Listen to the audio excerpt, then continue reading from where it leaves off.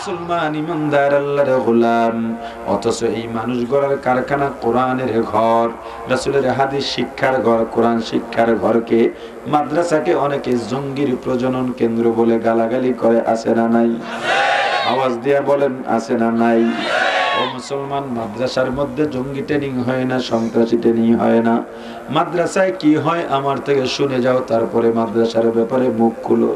রাত যখন 2টা 3টা 3:30 বেজে যায়, তুমি তো তখন বের হও জুয়া খেলার জন্য, নাইট ক্লাবে যাওয়ার জন্য। তুমি যাও ক্যাসিনো খেলতে, তুমি যাও বেগানা নারীর সঙ্গে মোবাইলে কথা বলার জন্য।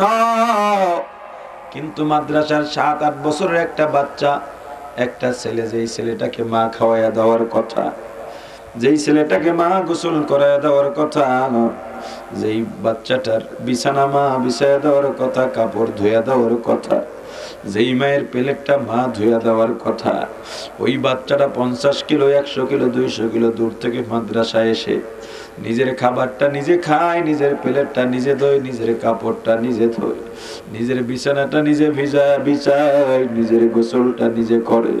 রাত যখন গভীর হয়ে যায়, তুমি তো নাইট ক্লাবে অর্ধলঙ্গ নারীদের সঙ্গে নাচানাচি নিয়ে ব্যস্ত। তোমার উপরে আল্লাহর গজব লটকে আছে, যে কোনো সময় তোমার উপরে গজব পড়বে। ঠিক ওই সময় মাদ্রাসার ছোট্ট বালক ঘুমের থেকে জেগে যায়, চারিদিক নীরব নিস্তব্ধ শুনশান নীরবতা। বাচ্চারা ঘুম থেকে জেগে বিছানাটা গুছাইয়া সুন্দরভাবে ওযু বানাইয়া জানামাজ বিছাইয়া, চারিদিক অন্ধকার, কেউ নাই, কেউ নাই। ছোট্ট বাচ্চারা তাকবীর তাহরীমায় আল্লাহু আকবার বলে হাত বেঁধে সানা পরে আউযুবিল্লাহ বিসমিল্লাহ পরে আল্লাহর দরবারে ফরিয়াদ শুরু করে, আলহামদুলিল্লাহি রাব্বিল আলামিন আর রহমানির রহিম মালিকি ইয়াউমিদ্দিন ইয়্যাকা না'বুদু ওয়া ইয়্যাকা নাস্তাঈন ইহদিনাস সিরাতাল মুস্তাকিম। ছোট্ট বালক নামাজে দাঁড়াইয়া কাঁদে, সূরা ফাতিহা পড়ে আর কাঁদে, কিরাত পড়ে আর কাঁদে, রুকুতে গিয়েও কাঁদে, সিজদায় গিয়েও কাঁদে, তাশাহুদে বসেও কাঁদে, সালাম ফিরাইয়া কোরআন তেলাওয়াত করে আর কাঁদে, আল্লাহর জিকির করে আর কাঁদে। আল্লাহর দরবারে কিছুক্ষণ পর কষি 2টা হাত বাড়াইয়া দেয়, চোখের পানি ছেড়ে কাঁদে আর বলে, রে মালিক, আমার মা নাই, আমার বাবা নাই, আমার মা বাবা মাদ্রাসার মধ্যে আমাকে পাঠাই আমাকে তালিম দিয়েছিলেন। ওরে বাবা, মাদ্রাসায় যাবি, তাহাজ্জুদ কাজা করবি না, তাহাজ্জুদে উঠে উঠে আমাদের জন্য দোয়া করবি। আয় আল্লাহ, আমার মা বাবা গরিব, বাড়িতে ঘুমাইতে পারতাম না, মাদ্রাসার বন্ধে বাড়ি যাইতাম, গভীর রাতে কান্নার আওয়াজ শুনে ঘুম ভাঙতো, বেড়ার সঙ্গে কান্না লাগায়া শুনতাম। আমার মা আমার বাবা তাহাজ্জুদ পড়ে আমার জন্য দোয়া করে আর কাঁদে। মাদ্রাসার ছুটি শেষ হয়ে গেলে সকালবেলা আমার মা আমার ব্যাগ গুছায় আর শাড়ির আঁচলে মুখ লুকায় লুকায় কাঁদে। আমার বাবার হাতে ব্যাগটা দিয়ে আমার মা আমাকে কোলে টেনে নিলেন। আমার মা আমার কপালে চুমু খায় ডাক দিছে, রে বাবা, তোকে দিয়ে কিচ্ছু চাই না রে বাবা,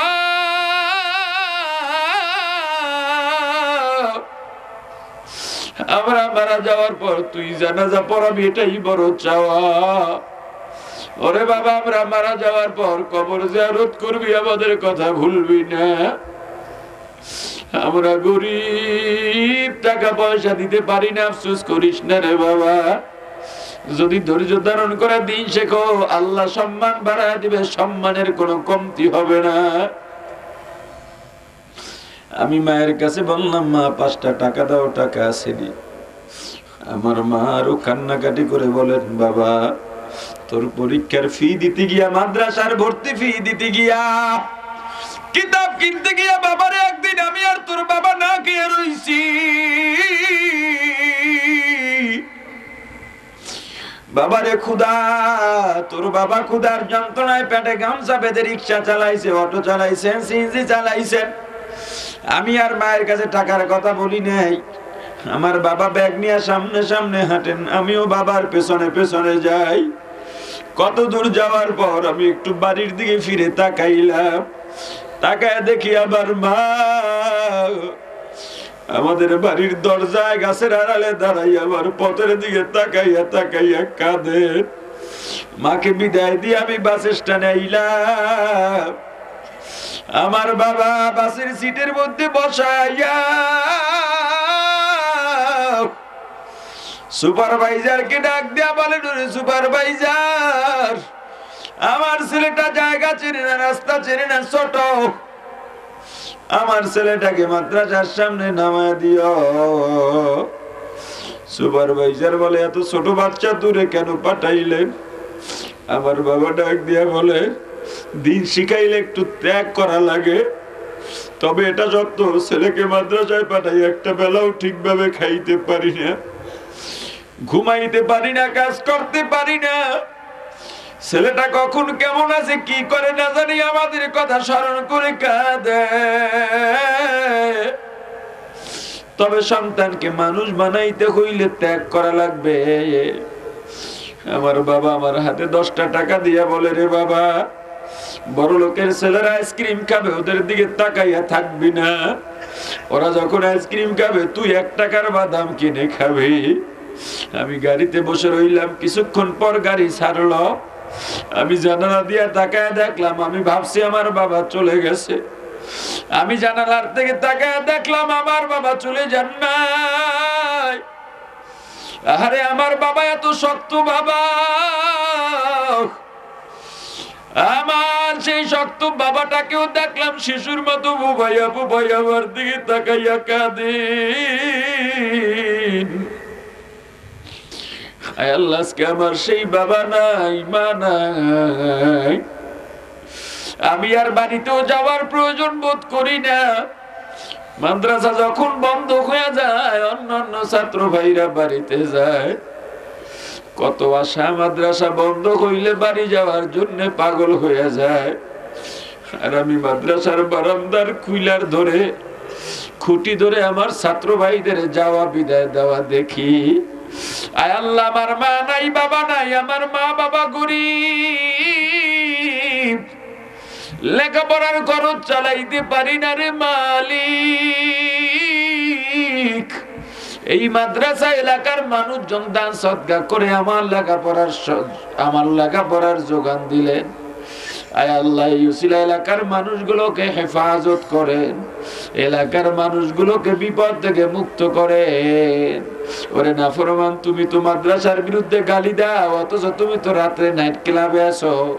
তোমার জন্য আল্লাহর গজব আযাব অপেক্ষা করতেছে, অথচ এই মাদ্রাসার বিরুদ্ধে তুমি বলছো।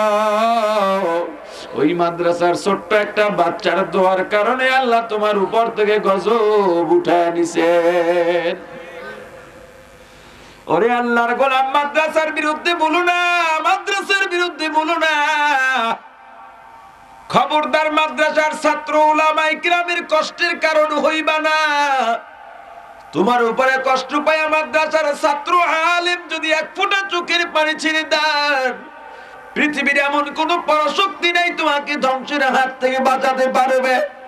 উলামায়ে কিরাম মাদ্রাসার ছাত্র, কোরআনের খাদেম, আল্লাহর মেহমান। আল্লাহর মেহমানের সাথে বেয়াদবি করো না, আল্লাহর মেহমানের বেকদরি করো না। যদি উপকার করতে নাও পারো, সম্মান করতে নাও পারো, অপমান করো না, ছোট করো না, ক্ষতি করো না। আল্লাহ আমাদের বোঝার তৌফিক দিয়ে দেন। যতটুকু আলোচনা করেছি, আলোচনায় যত ভুল সব আমার পক্ষ থেকে, যত ভালো আল্লাহর পক্ষ থেকে। আমার ভুলগুলো শুধরাইয়া আল্লাহর ভালোগুলো গ্রহণ করার তৌফিক দান করুন। এই যে 2-3 জন উঠলেন শেষ দিক দিয়ে, কিল্লে গিয়ে আমার একটু কয়ে যান, উঠছেন কিল্লে গিয়ে কয়ে যান। কি দোয়া করা লাগবে না আপনাদের?